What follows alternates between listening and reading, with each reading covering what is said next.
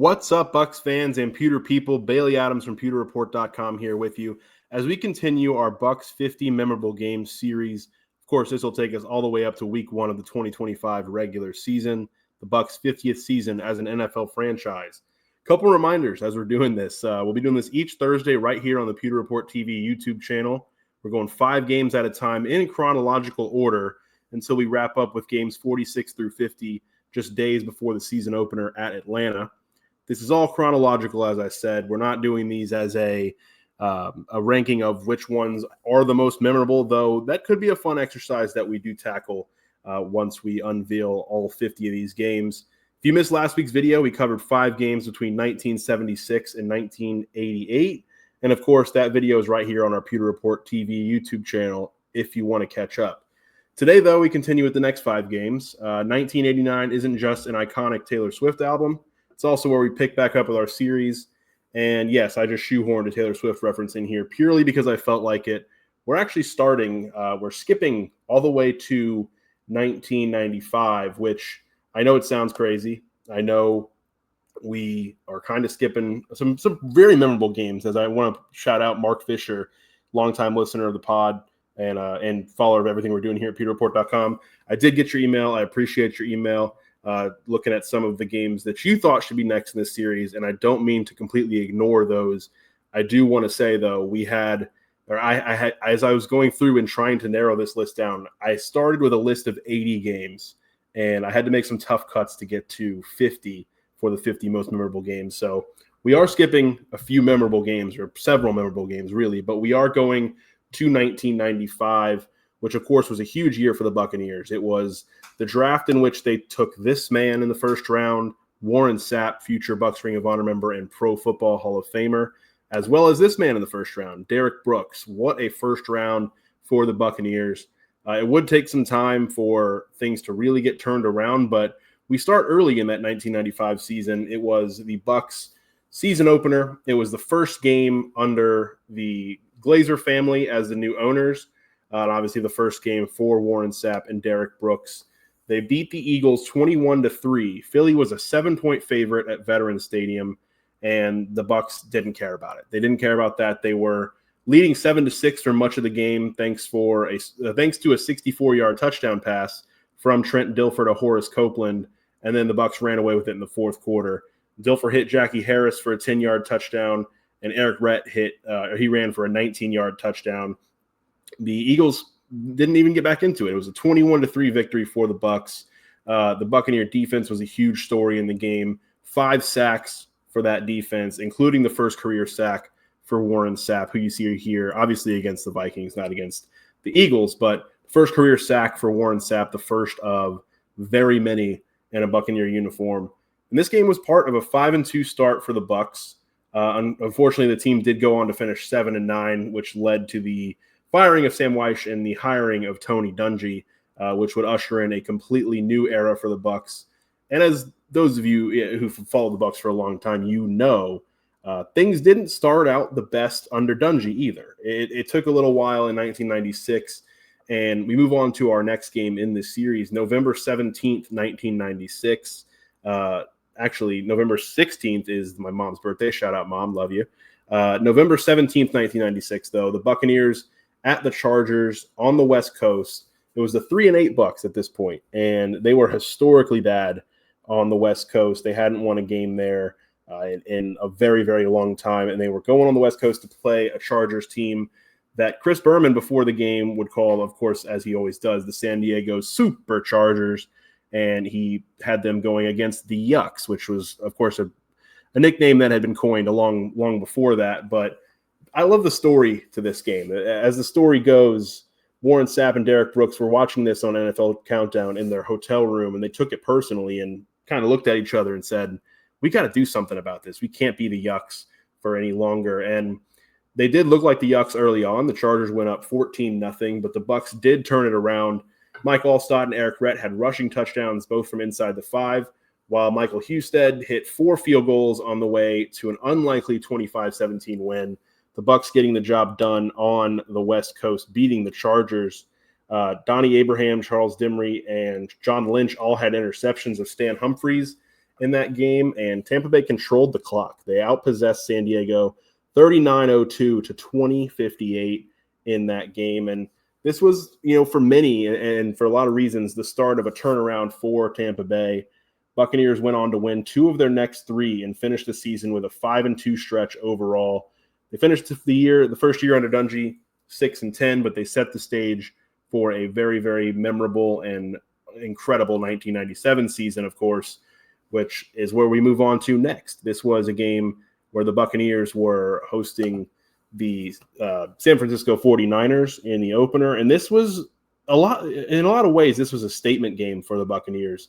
Under Dungy and with the defense really just taking it to the 49ers, Warren Sapp in particular, in this game.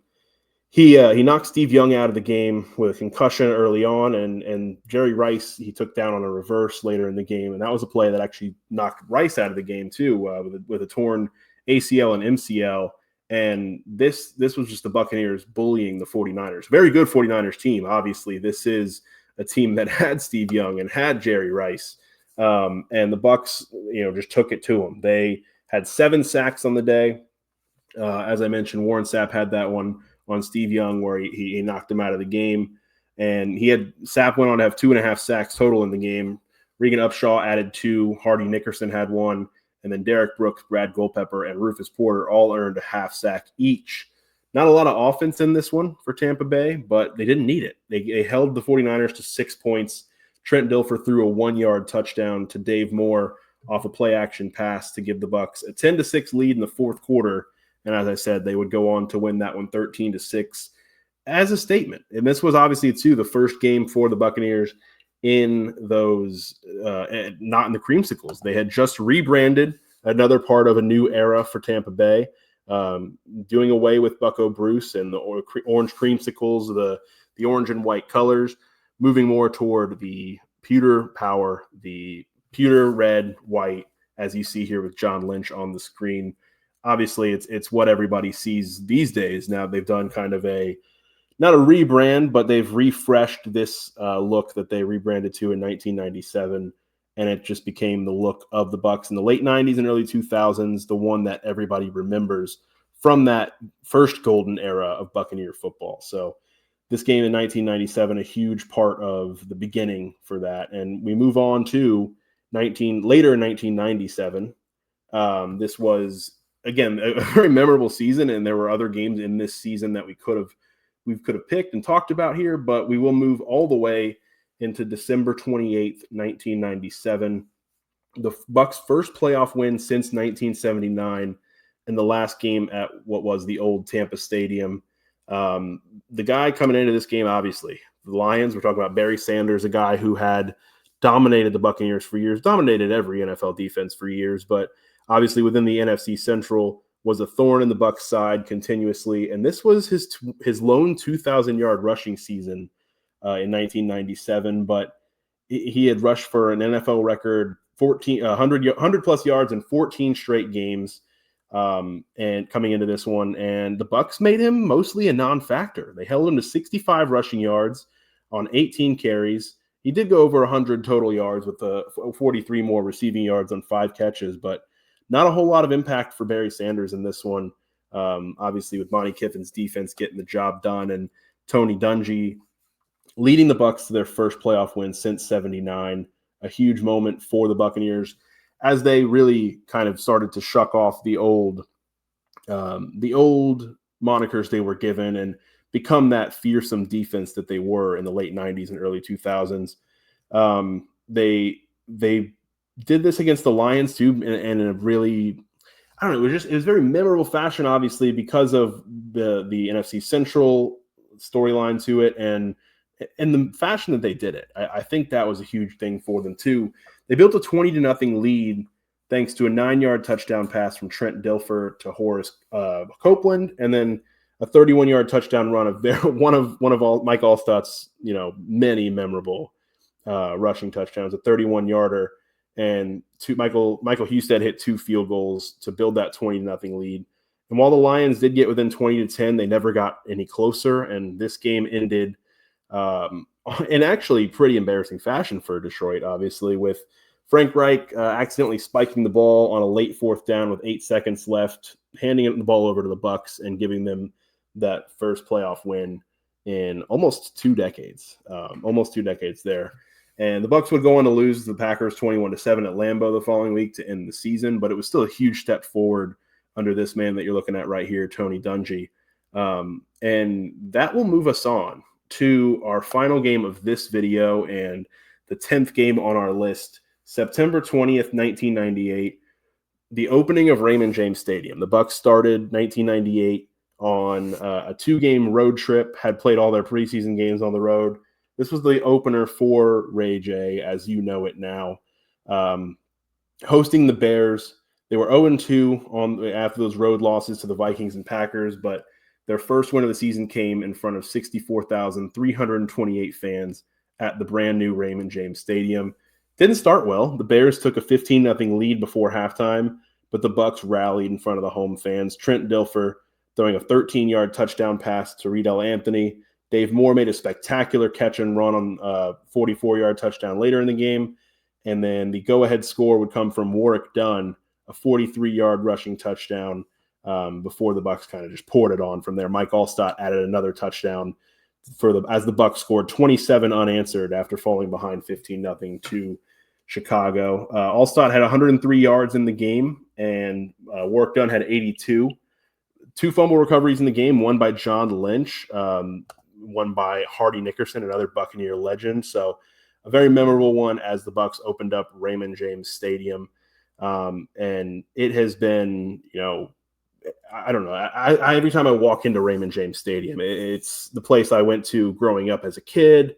Sitting up in the 300 section, had season tickets, with my cousin for a couple of years, and it's just seeing, if you go back and you find some footage of this game in 1998 as the Bucs opened things up there, it's just kind of surreal to watch. And now think of all the memories that we've seen and witnessed in that stadium, late 90s, early 2000s, and obviously more so as of late 2000, late 2010s, 2020, and then the last few years it's been a great run of success for the Buccaneers, and doing so at home has been incredible for them. But I want to thank everybody for tuning in again here for this edition of the Bucs 50 Most Memorable Games.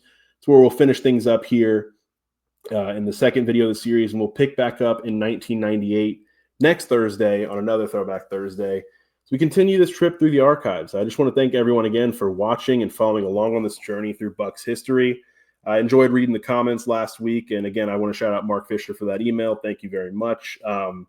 And I do want to thank you, those of you who pointed out that the Bucs' first ever home win came against the St. Louis Cardinals, not the Arizona Cardinals. Shout out to the several of you who made that point and made sure I'll never make that mistake again. So I appreciate that for all of you guys. And again, I'm just thank you guys for the way you follow along with pewterreport.com all throughout the season, all throughout the off season. I hope you'll stick with this ride through the next 40 games of the series. We'll be back with another 5 next week, but until then, be sure you're following everything we're doing at pewterreport.com and right here on our Pewter Report TV YouTube channel. Be sure you're following along on our socials at Pewter Report all across, Twitter, Instagram, Facebook, and then Pewter Report TV right here on YouTube. Training camp is just a couple weeks away, so we will be right back into the thick of things here as the Bucs prep for their 50th season. But again, thank you guys so much for the support. Thanks for following along, and we will see you next time for another edition of the Bucs 50 Most Memorable Games.